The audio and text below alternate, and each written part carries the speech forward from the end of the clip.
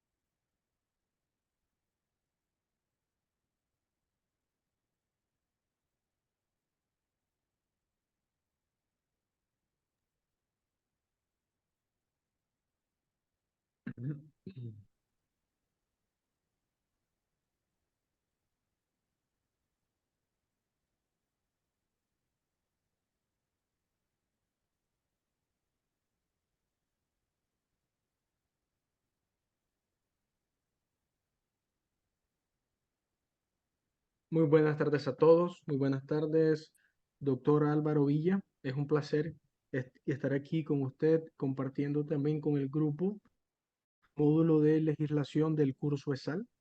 Bienvenidos a este segundo encuentro del módulo. Muchísimas gracias por estar de manera puntual. Hoy tenemos un invitado especial, el señor Álvaro Villavicent. Él es abogado egresado de Derecho en el año de 1995, título otorgado por la ex Corte Suprema en el año 1996. Profesor de Derecho de la Universidad de Valparaíso. Facultad de Química y Farmacia, posgrado de Derecho Sanitario en los años 2008, 2009 y 2010. Posgrado de Economía y Finanzas en la Universidad de Chile. Posgrado de Derecho Penal en la Universidad de Chile. Abogado con especialidad en Derecho Sanitario, con clientes enfocados en salud, clínicas, empresas de alimentos, farmacias y laboratorios farmacéuticos. Ha tenido participación constante en procedimientos de defensa del ejercicio profesional de la optometría frente a la autoridad sanitaria por medio de las empresas que impulsan dicha actividad. Participó frente al Tribunal Constitucional de la declaración inconstitucionalidad de la prohibición que afecta a las ópticas para instalar consultas médicas y de optometría en su interior. Bienvenido, doctor Álvaro. Muchas gracias, don Jairo. Buenas tardes a todos desde un lluvioso Santiago de Chile. Voy a tratar de explicarles un poco qué es la regulación, cuál es la importancia que ella tiene. Voy a tratar de ser didáctico. Entiendo que para ustedes debe tratarse un tema un poco áspero. Así que veamos cómo me va. Lo importante es entender que en nuestras vidas en general estamos gobernados por normas, ¿m? Que son reglas que se deben seguir o a las que se deben ajustar las conductas, tareas y actividades. Hay normas de naturaleza ética, técnicas, sociales y legales, ¿ah? Evidentemente, la infracción a estas normas acarrea reproches de naturaleza ética, de naturaleza técnica, de naturaleza social, y las normas legales acarrean una sanción legal. Las normas legales se denominan leyes. Las leyes son definidas por la Real Academia Española como el precepto dictado por la autoridad competente en que se manda o prohíbe alguna conducta en consonancia con la justicia y para el bien de los gobernados. Em, Andrés Bello, que es un jurista que básicamente intervino y del cual emanaron todos los códigos de los países de Latinoamérica, la define como una declaración de voluntad soberana que manifestada en la forma prescrita por la Constitución manda, prohíba o permite. ¿Cuál es el origen, de acuerdo a los conceptos que les acabo de referir de la ley? ¿Qué debemos entender por autoridad competente? ¿Qué debemos entender por voluntad soberana? ¿Mm? En la mayoría de los países, las leyes emanan del pueblo, de las personas, que en forma libre, racional y consciente las construyen y se someten a ellas. Eso es lo que se denomina democracia, que proviene de las palabras griegas demos, es decir, persona, y kratos, que significa poder, por lo que la democracia puede ser definida como el poder del pueblo, una forma de gobernar que depende de la voluntad del pueblo. Hay distintas formas de democracia en los países. La organización que ellos se dan es propia del ejercicio de la soberanía que ellos tienen sobre sus territorios, pero podemos hacer dos grandes distinciones. Una democracia directa, en que el poder se ejercía sin intermediario y que existió en algunas sociedades antiguas, cuando los reyes o los, digamos, los las personas que guían las batallas decían alcen las manos los que quieren tal o cual cosa. Eso se llama democracia directa, en que se ejerce directamente a través de las personas, a través de mayorías o a través de la forma que cada uno de las sociedades lo defina. Y la otra es la representativa, que es el poder que se ejerce mediante representantes, que es propia de las sociedades democráticas modernas, diversas y plurales, que reconocen el derecho de las personas en la participación y confección de leyes en la administración del gobierno, y en donde existen sistemas de acceso y publicidad a la información pública, que es lo que nosotros los abogados denominamos transparencia.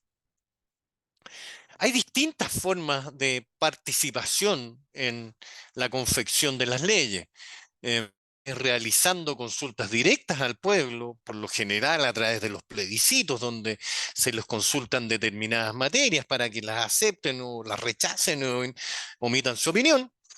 Y otra forma de participación ciudadana es la obligación que debe pesar sobre los estados de escuchar a las organizaciones sociales, ya sea a través de un lobby o consultas públicas.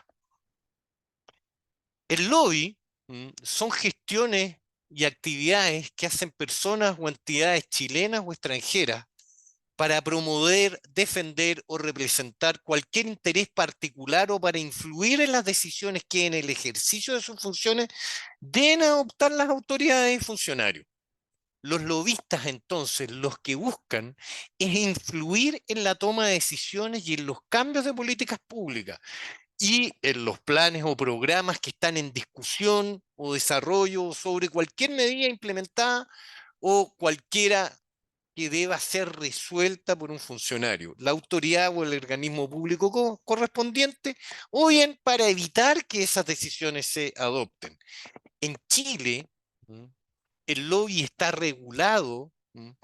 em, las actividades de lobby se realizan ante un ministro de fe que debe levantar acta de las reuniones, de lo que se trata, de quienes participaron, y además esa acta debe ser subida, hoy día decimos, a los sistemas de información para que todas las personas conozcamos quién se reunió con quién y de qué trató tal o cual reunión. Las consultas públicas son mecanismos también de participación ciudadana, a través del cual se someten a consideración de la ciudadanía temas de interés público, también como políticas, planes, reglamentos y otros, mediante la implementación de distintas herramientas que permiten informar y recoger las opiniones y los puntos de vista, las experiencias de la ciudadanía, con el propósito de contar con esa información para poder hacer políticas, construir leyes que sean más adecuadas. En Chile, todas las páginas de los ministerios tienen un link en donde uno puede acceder a las consultas públicas. En Chile, al menos, existe la obligación de cada uno de los ministerios que todas las leyes que están siendo de alguna manera conversadas, de alguna manera elaboradas, para cambiar determinados textos legales o reglamentarios, deben ser publicadas y se le otorga a la ciudadanía el derecho de opinar e intervenir en ella a través de este mecanismo de participación ciudadana. Cuando hablamos de participación ciudadana, tenemos que entender que es distinto que un particular, por ejemplo, Álvaro Villa, solicite un lobby al Ministerio de Salud para tratar un determinado tema e influir en las políticas que el ministerio em, tiene con el propósito de desarrollar determinadas regulaciones o cambios reglamentarios.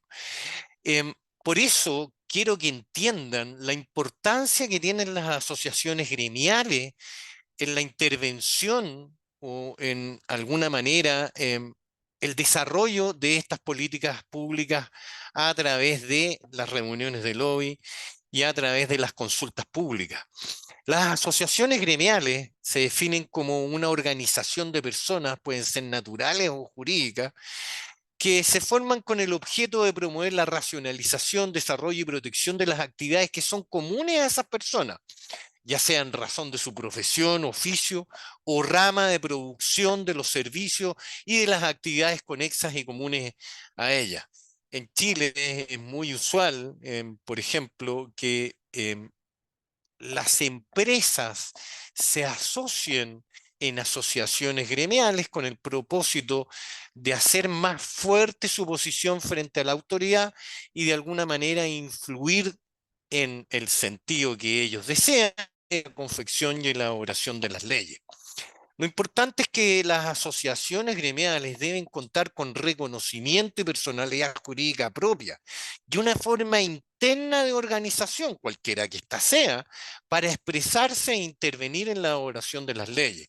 Ahí pongo ejemplos como los colegios profesionales, las asociaciones de empresarios, etcétera. Eso es lo importante de una asociación gremial porque es distinto tener una reunión de lobby o formular observaciones en una consulta pública como particular que como asociación gremial. Sin duda, una asociación gremial frente a la autoridad tiene mucho más peso y deberían ser escuchados porque tienen las asociaciones gremiales también mecanismos de presión como los paros, la deposición de actividades, etcétera. ¿Qué es lo que es deseable desde el punto de vista legislativo? ¿Mm? Que los administrados participen en la elaboración de las leyes por medio de los mecanismos descritos, porque en definitiva son las personas o sus bienes o actividades los que van a quedar sometidos a la legislación que se dicte. ¿Mm?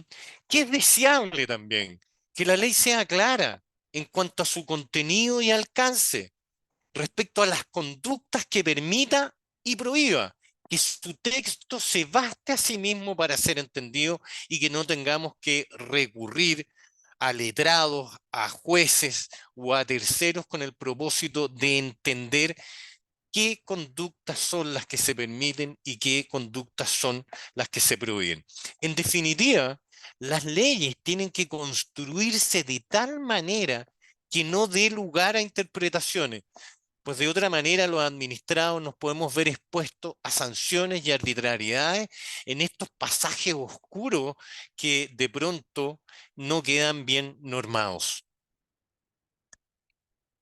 Las sanciones frente a los incumplimientos de cualquier legislación o reglamento van por medidas provisorias. Por ejemplo, llega un funcionario fiscalizador, considera que su actividad no está siendo ejercida de la manera que las leyes o los reglamentos de sus respectivos países lo establecen y establece una prohibición de funcionamiento. Y la establece antes de incluso dar inicio a algún procedimiento sancionatorio e incluso dictar resolución en ese procedimiento sancionatorio. En Chile, por ejemplo, puede concurrir un funcionario fiscalizador a cualquier lugar que estime e incluso requerir a la fuerza pública a que le abra determinados lugares y les dé acceso a determinadas actividades y basta el mérito del acta, ¿m? De los hechos que el fiscalizador constate en el proceso de fiscalización para establecer en su contra una prohibición de funcionamiento, por ejemplo. También hay sanciones de carácter personal, por ejemplo, tipificando delitos como el ejercicio ilegal de la profesión o un cuasi delito de lesiones. La diferencia entre un delito y un cuasi delito es la voluntad o el ánimo de la persona a cometerlo. Los delitos se tipifican o se realizan con la voluntad expresa de la persona de cometer un determinado delito, y los cuasi delitos en que no existe esa voluntad, ustedes lo deben entender fácilmente con un ejemplo de malpraxis. Y por último, tenemos sanciones de naturaleza pecuniaria, dinero, multas que en Chile pueden alcanzar las 1000 UTM, que eso es más o menos $70.000 de los Estados Unidos de América del Norte. También pueden establecerse clausuras de centros de salud y decomisos y un sinnúmero de otras sanciones como las revocaciones de las autorizaciones funcionarias para funcionar y otras tantas. ¿Mm? En definitiva, esa es la importancia que tienen las leyes, y que ustedes intervengan en la confección de ellas, ya sea como asociación gremial, ya sea como particulares, como entes técnicos principalmente. ¿Cómo debemos entender la ley? Una vez que la ley ya ha sido dictada, promulgada y publicada, debemos entenderlo ajustándonos a determinados criterios. ¿Mm?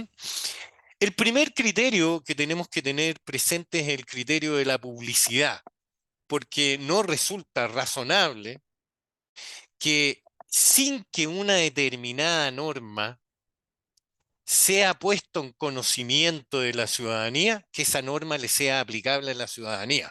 Por eso existe la obligación de publicidad de la norma. En Chile se realiza a través del diario oficial, puede ser de manera electrónica o de manera física. La ley solo puede afectar las futuras y no tener jamás efecto retroactivo.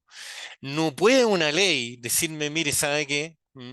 Usted andaba a 60 kilómetros por hora y esto fue la semana pasada, pero yo hoy día cambio el límite de velocidad a 50, así que lo voy a sancionar por una conducta anterior. ¿Mm? Eso se llama la retroactividad de la ley. No puede tener un efecto retroactivo, solo puede afectar conductas futuras. El otro principio que es fundamental es el principio de territorialidad. ¿Mm? ¿Qué quiere decir esto? Que la ley solo puede afectar a los bienes y habitantes del país en donde fue dictada. Incluso puede afectar a extranjeros. Aquí, si vienen extranjeros a Chile, deben sujetarse a la ley. Eso es lo que se llama el principio de territorialidad, y así como la ley chilena no puede afectar las conductas que yo tengo en otros países, en Chile, cuando vienen los extranjeros, deben ajustarse a nuestra legislación. Ahora, sin esto, es sin perjuicio que hay algunas leyes que están vinculadas al estado civil de las personas y a las relaciones de familias que ellas tienen, que incluso los persiguen extraterritorialmente. Yo, por la circunstancia de viajar a otro país, no voy a dejar de ser padre de mis hijos, aunque en otro país no esté inscrito su nacimiento con reconocimiento de paternidad. Cuando el sentido de la ley es claro, no tenemos que desatender a su tenor literal a pretexto de consultar su espíritu. Eso es importantísimo porque nos permite a los administrados por esas leyes, que no queda interpretación de un funcionario público el alcance que tiene esa legislación. Entonces, si es claro su tenor literal, no debemos tratar de ir a la historia de la ley a pretexto de consultar qué es lo que se pretendió regular. Las palabras deben entenderse en su sentido natural y obvio, según el uso que generalmente se le dé a esas palabras en los distintos países, salvo que el legislador las haya definido expresamente para ciertas materias, caso en el cual se les tiene que dar a esas palabras su significado legal. Y esto es razonable porque de esa manera, con el sentido natural y obvio de las palabras, la gente comprende nuestra legislación. Las palabras técnicas, evidentemente, deben interpretarse desde el punto de vista técnico, en el sentido que les den las personas que profesan esa ciencia o ese arte, a menos que, evidentemente, aparezca claramente que se han tomado en un sentido distinto. El contexto de la ley tiene que servir para ilustrar el sentido de cada una de las partes, de manera que entre ellas haya toda la debida correspondencia y armonía, y finalmente lo favorable u odioso de una disposición no se tiene que tomar en cuenta para los efectos de ampliar o regir o restringir su interpretación. Estas son normas de interpretación que por lo general están vigentes en todos los países de Latinoamérica, principalmente el principio de territorialidad, el principio de retroactividad y el principio del texto expreso de nuestra legislación. Cuando hablamos de ley, no puedo dejar muy brevemente a la Constitución porque es la primera gran ley que tienen o de todos los países. La Constitución es un texto que contiene normas de carácter jurídico, político, surgido del poder constituyente, conforme ya vimos lo que tenemos que entender por poder constituyente. La primera Constitución fue otorgada en el año 2015 en Inglaterra, entre el monarca de aquel entonces de Inglaterra, Juan I, que tuvo que de alguna manera hacer las paces con los varones ingleses que se habían sublevado por las imposiciones que le estaba haciendo el rey. En ese documento, que se denomina Carta Magna, se prometía por el rey la protección de ciertos derechos y el acceso a justicia inmediata en la época que los reyes y señores feudales hacían lo que querían. Y así, en esa ley, perdón, en esa Carta Magna, el rey se obligó a que todas las normas que él como poder constituyente dictara debía respetar esa Carta de Derechos Fundamentales. ¿Mm? Y esto, en la mayoría de los países, se mantiene hasta el día de hoy y se conoce como el principio o la pirámide de Kelsen, en que se representa gráficamente la idea de un sistema jurídico escalonado de jerarquías. Yo se los voy a mostrar aquí en esta próxima imagen, en que tenemos arriba la Constitución denominada Carta Magna, más abajo vienen las leyes que por lo general son de quórum calificado, que exigen mayorías superiores, o decretos de urgencia vinculados a los estados de excepción constitucional. Después vienen las legislaciones que construye el Congreso, después el Poder Ejecutivo, los decretos supremos y después los reglamentos que establecen principalmente los ministerios. Lo importante de esta figura piramidal es que todo lo que se encuentre abajo de la Constitución debe respetarla. Las leyes deben respetar la Constitución, las leyes que emanen del Congreso, las que emanen del Poder Ejecutivo y las emitidas por los ministerios, con excepción de los estados de excepción constitucional, que están constituidos por situaciones excepcionales, extraordinarias y graves, que permiten restringir o limitar de alguna manera el derecho de las personas. En los países de Latinoamérica creo que somos expertos en estos estados de excepción constitucional y se han limitado a través de la historia de nuestras naciones varias veces los derechos de las personas a través de estos mecanismos. Ya vimos lo que es la pirámide de Kelsen y para graficar bien en un ejemplo concreto y en específico cómo la legislación debe adecuarse a la legislación, les puse un ejemplo que está constituido en Chile por una parte del artículo 126 del Código Sanitario. Hasta noviembre del año 2019 regía esta norma que prohibía los establecimientos de óptica abrir locales destinados a la recepción y al despacho de recetas emitidas por profesionales en que se prescriben estos lentes, bajo la responsabilidad técnica de la óptica pertinente, y establecía una prohibición en particular y en concreto, y decía, en ninguno de estos establecimientos, refiriéndonos a los establecimientos de óptica, estará permitida la instalación de consultas médicas o de tecnólogos médicos.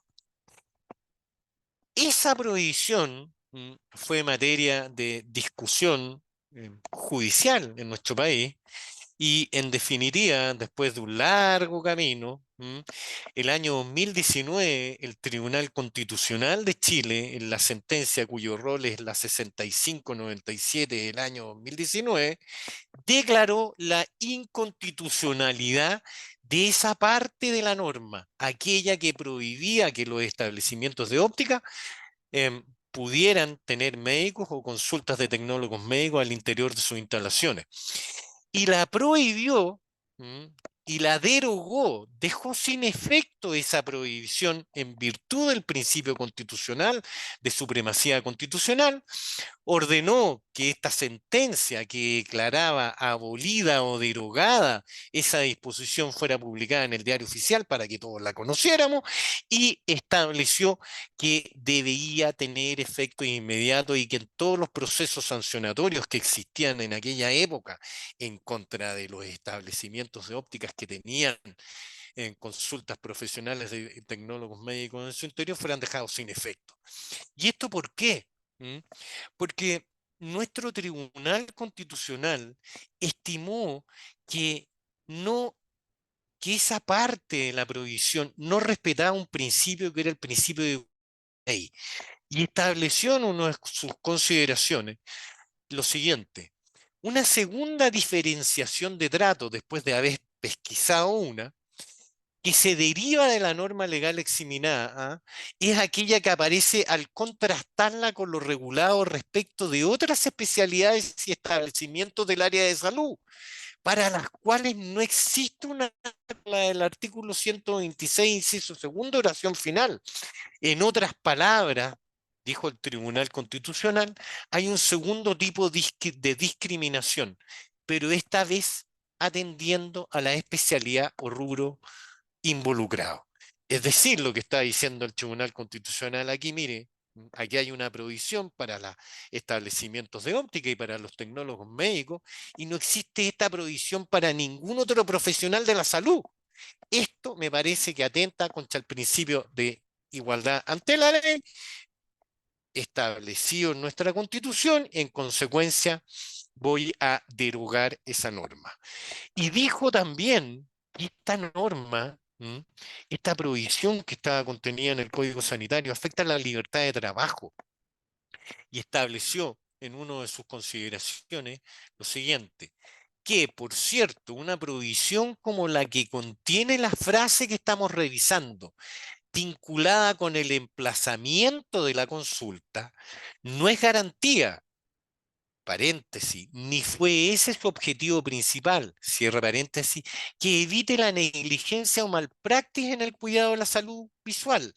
Menos sí, al contrario, el legislador desde el año 2010 admite la labor que desarrollan los tecnólogos médicos con mención en oftalmología y optómetras que han estudiado en el extranjero y validado su título en Chile, para contribuir a mejorar la atención de esa especialidad en el país, haciéndola más rápida, oportuna y accesible en todo el territorio nacional, de manera que asumir a priori, dijo el Tribunal Constitucional, que el ejercicio abusivo de dicha actividad implica presumir mala fe y actuar con base a la desconfianza respecto de profesionales cuya labor se encuentra reconocida y amparada por nuestro ordenamiento jurídico, citando al efecto el artículo que asegura la libertad de trabajo en nuestro país.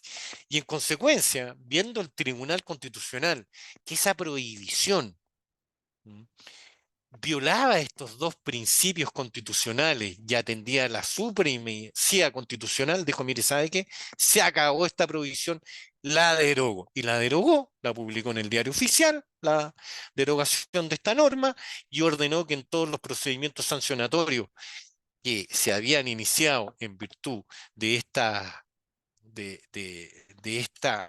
compartimiento entre los establecimientos de óptica y las consultas profesionales de tecnólogos médicos, en definitiva, debían ser dejados sin efecto.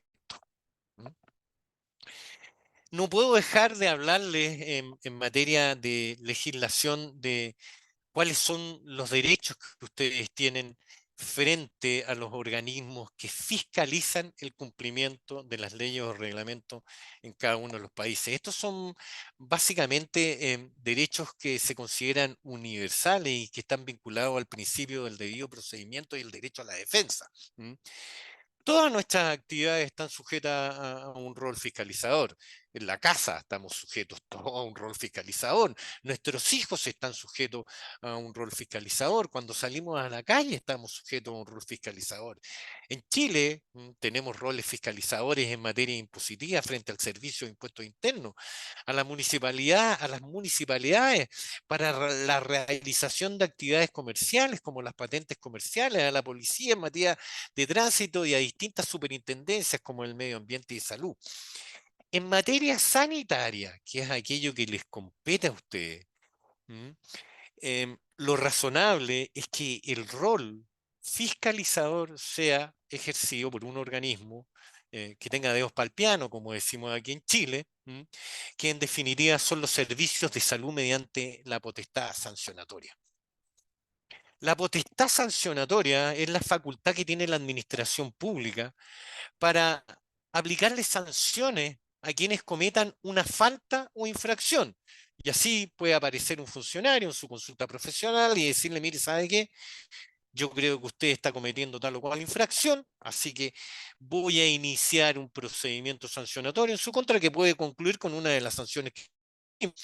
Lo importante es que ustedes entiendan que los procedimientos sancionatorios deben fundarse también en determinados principios. Uno, tiene que existir un procedimiento que contemple una etapa discursiva y una etapa probatoria para asegurar el derecho de defensa de los administrados. No puede ser que venga un fiscalizador, le aplique una multa y usted simplemente tenga que pasar por la ventanilla y pagarla.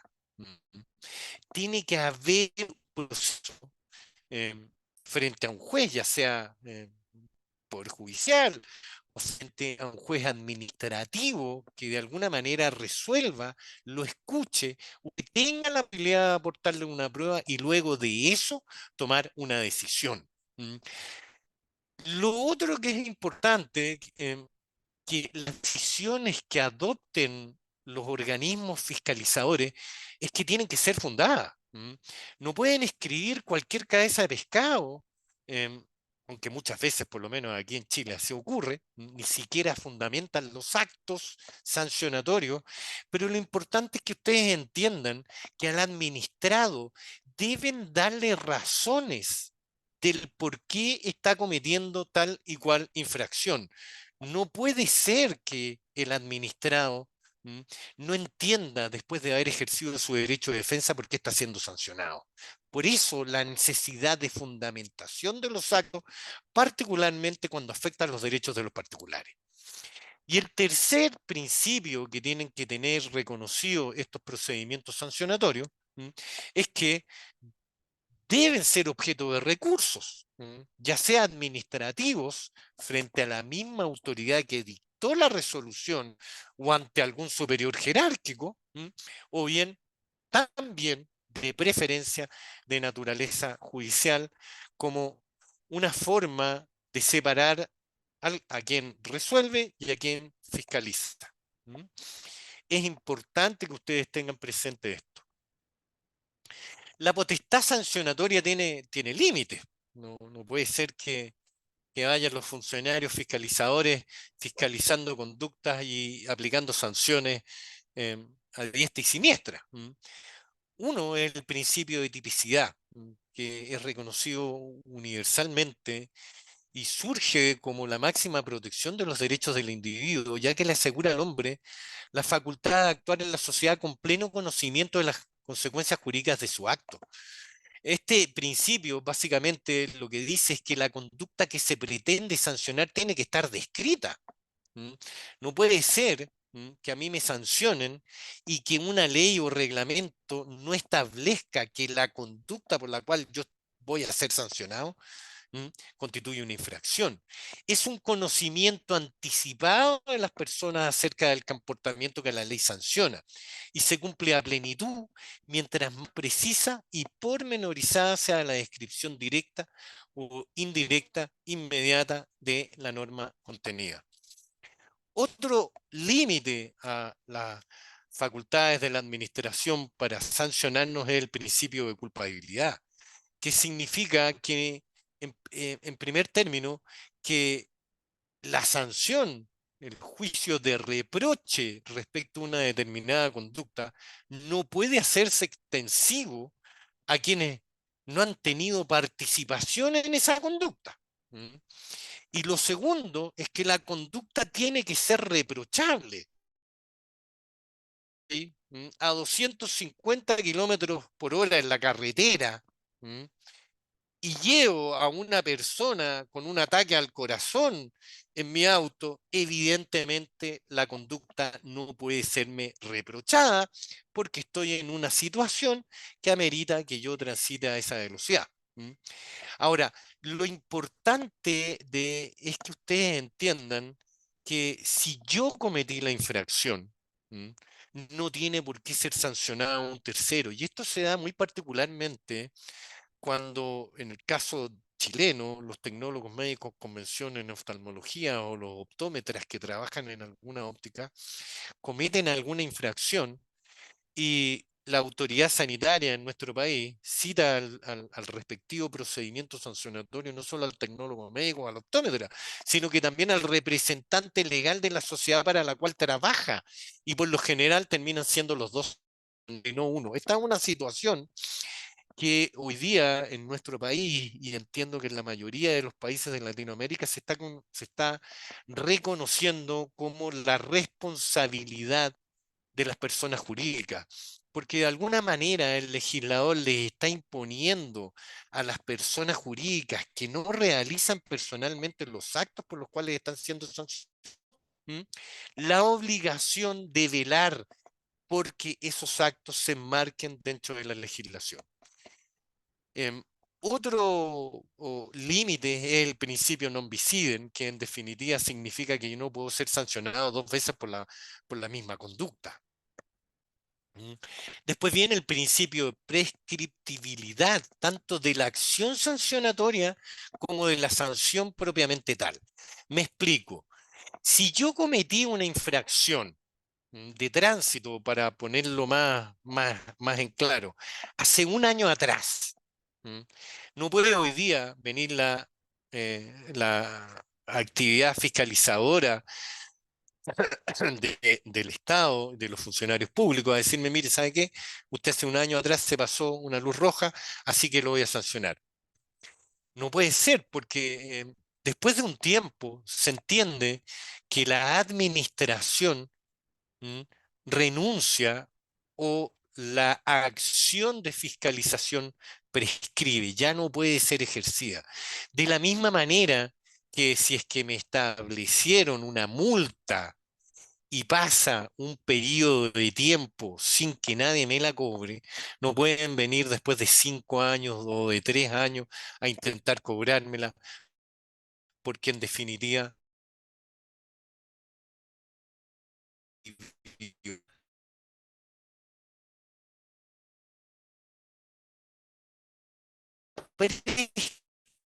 prescripción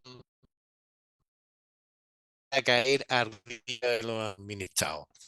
Otro que es muy importante es el principio de proporcionalidad, que en definitiva su propio nombre lo dice, que obliga a aplicar una sanción que guarde una proporción adecuada con la infracción que se dé por establecida, estableciendo como elemento sustancial para los efectos de aplicarla el eventual juicio de reproche sobre la conducta infraccional que puede tener la persona que cometió esa infracción.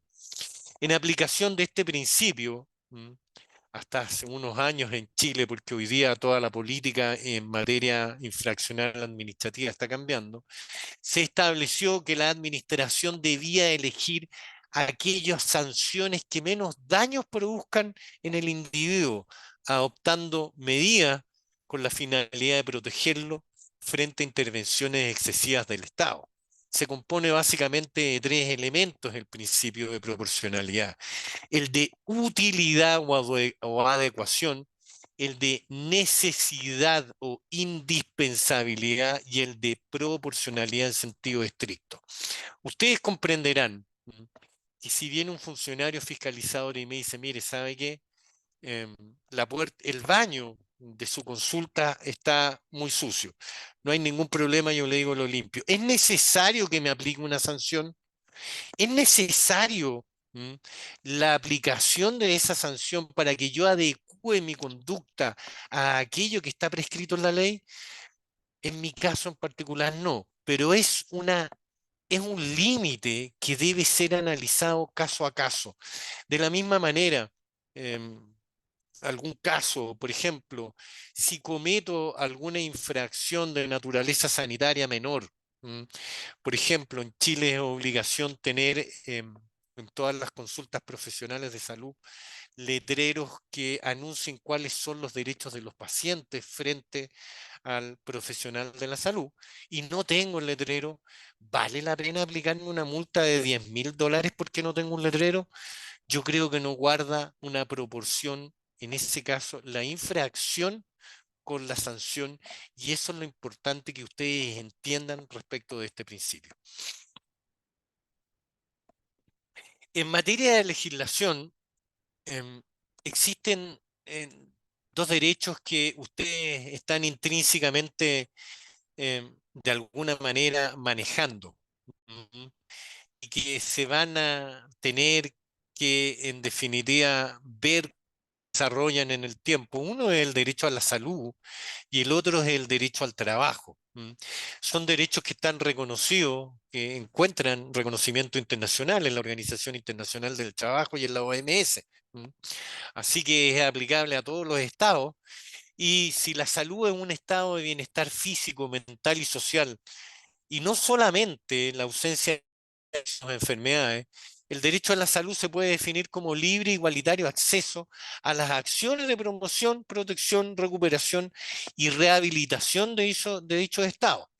Y tiene varios componentes: el de la disponibilidad, que hace referencia a la necesidad de contar con un número suficiente de establecimientos, bienes y servicios de salud en funcionamiento para toda la población; a la accesibilidad, que requiere que los establecimientos, los bienes y los servicios de salud sean accesibles para toda la población; a la calidad, ¿m? Que dice relación con que tienen que ser prestaciones de salud seguras, en que se evite causar lesiones a los destinatarios de estas atenciones. Tienen que ser eficaces, que se proporcionarán los servicios basados en la evidencia de acuerdo a las necesidades de las personas. Tienen que estar centrados en las personas, porque tienen que responder a sus necesidades individuales y no colectivas. Tienen que ser oportunos, ¿m? Que básicamente consiste en que tiene que tratar de reducirse los tiempos de espera y las demás demoras perjudiciales. Tienen que ser equitativos. Se dispensará una atención cuya calidad no varíe en función de la edad, género, etnia, discapacidad, ubicación geográfica o situación socioeconómica. Tienen que ser integrados de preferencia, cosa que la salud que yo estoy buscando en un lugar destinado a la óptica también me permita acceder a otros servicios de salud cercanos. Tienen que ser eficientes en que max es lo que extendemos o lo que se entiende desde el punto de vista del derecho internacional como el derecho a la salud. Y el derecho al trabajo, por su parte, puede entenderse como el derecho a desarrollar una actividad o a ejercer una profesión libremente elegida, y en ambos casos en forma remunerada. Es como a nivel internacional de los distintos estados o a nivel nacional conciliamos estos dos derechos. ¿Y esto por qué lo digo? Porque a nivel interno, dentro de los países, ¿Mm? Si elevamos mucho, por ejemplo, las normas vinculadas a la calidad de la atención de salud, por ejemplo, estableciendo requisitos respecto de la planta física, estableciendo requisitos de permanencia en los estudios, de títulos o calificaciones profesionales obtenidos en el exterior, establece un régimen especial de excepción a los reglamentos internos, a los ordenamientos internos, y se rige de acuerdo a lo que los tratados, ya sean bilaterales o multilaterales, establezcan. Chile posee tratados bilaterales vigentes con Argentina, Brasil, Colombia, Ecuador, España, Perú, Reino Unido y Uruguay a través del Convenio de México en 1902 con Bolivia, Costa Rica, El Salvador, Guatemala, Honduras, Nicaragua y Perú, que en total nos da en convenio a 14 estados. ¿M? Los tratados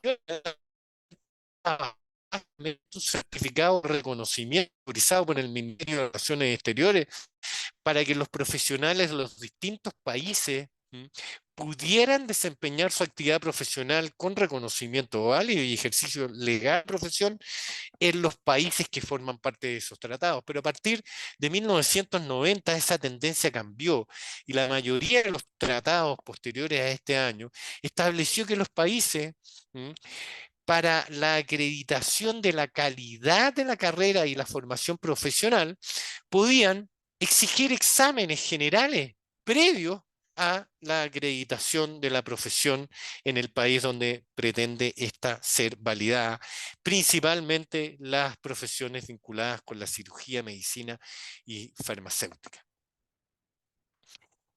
Como palabras finales, quiero decirles que en mi exposición, lo que he pretendido, es que entiendan la importancia de la participación de las personas y las organizaciones sociales en la formación de las leyes. De ahí la importancia de las asociaciones gremiales en el origen de ellas, en la discusión, particularmente en los asuntos que son de naturaleza técnica, que comprendan lo importante que es que las leyes sean claras, la forma en que las leyes deben ser entendidas y que ellas deben someterse a las constituciones y a los derechos que en esa Carta Magna del año 1215 nos fueron consagrados y que posteriormente fueron desarrollándose con el tiempo. He pretendido también que ustedes entiendan la forma en que deben darse los procedimientos de fiscalización a su actividad y de que tienen como administrar para finalmente invitarlos a mover a los estados a los que ustedes pertenecen a buscar mecanismos, ya sean tratados bilaterales o multilaterales, que permitan disponibilizar las atenciones de salud que ustedes otorgan a la población por medio de la fijación de reglas claras para ejercer su profesión basado en la calidad de las atenciones de salud que ustedes otorgan. Y con esto he concluido yo mi exposición. No sé si quieren hacerme alguna pregunta, quedo a su disposición.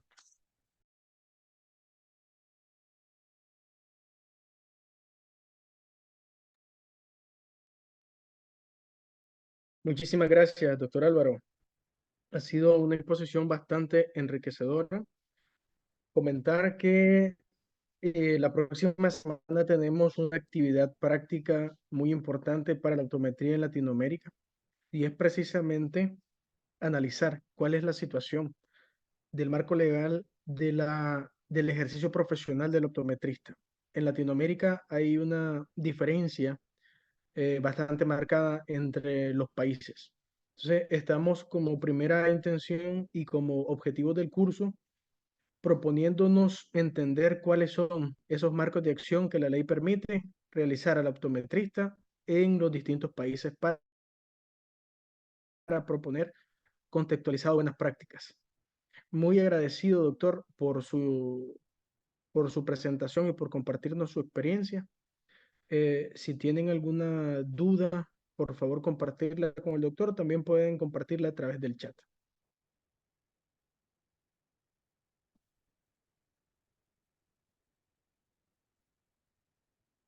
Creo que ha quedado bastante claro, doctor. Bueno, hay una pregunta, ¿verdad? En el chat.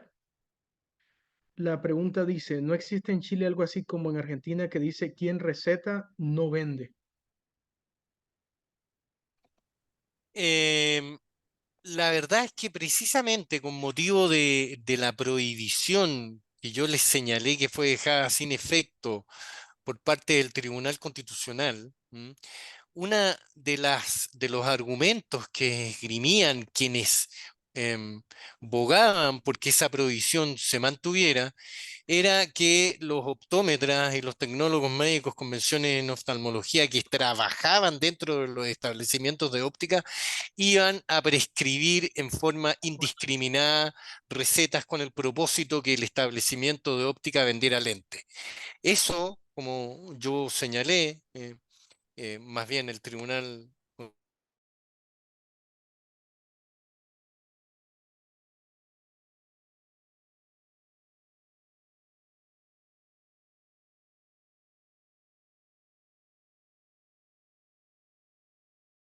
definitiva, es lo mismo que la consulta profesional o el establecimiento de salud estén en distintas partes que esta situación.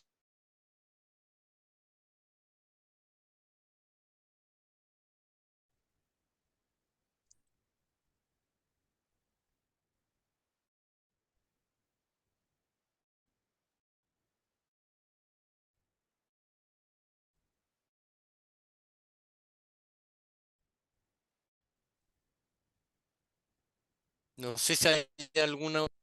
No hay consenso muy significativo que no ha sido fácil. De la necesidad, ¿verdad?, de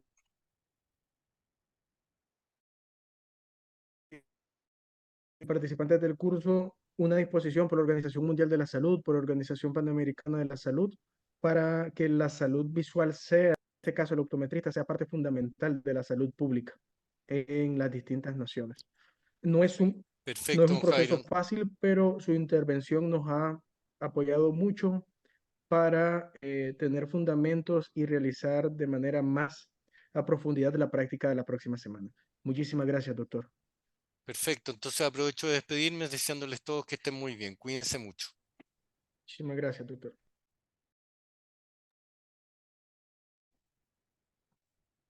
Muchas gracias a todos por participar de la sesión de hoy. La semana que viene también tenemos una sesión el día martes, siempre en horario 6 p.m. hora de Colombia. En este caso estaremos conversando sobre el código deontológico, es decir, aquellas normas éticas que tenemos que seguir como profesionales de la salud visual. Con estos tres temas que hemos desarrollado esta semana y la próxima, iniciaremos viendo si en nuestras distintas legislaciones estamos acordes en cuanto a la normativa jurídica y en cuanto a la buena práctica y cómo podemos mejorarla. De tal manera que muy agradecido con la participación de todos ustedes. Si no tienen, agradecemos mucho su participación.